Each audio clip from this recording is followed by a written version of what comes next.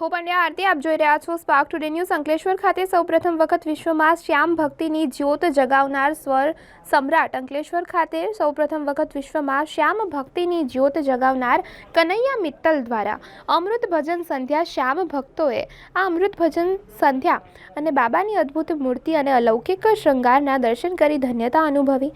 ગત રોજ અમૃતપુરા એરપોર્ટ સામે બેન્સન હોટલની પાછળ કાર્યક્રમ સમગ્ર યોજવામાં આવ્યો। ભરૂચ જિલ્લામાં અંકલેશ્વર ખાતે સૌપ્રથમ વખત સમગ્ર વિશ્વમાં શ્યામ ભક્તિની જ્યોત જગાવનાર સ્વર સમ્રાટ શ્યામ પ્રેમી ભજનિક કનૈયા મિત્તલ અને પરમવિંદર પલક નિશા સાથે ગોવિંદ શ્યામે એક અમૃત ભજન સંધ્યા અને શ્યામ વાણીથી લોકોની રમઝટ મચાવી હતી।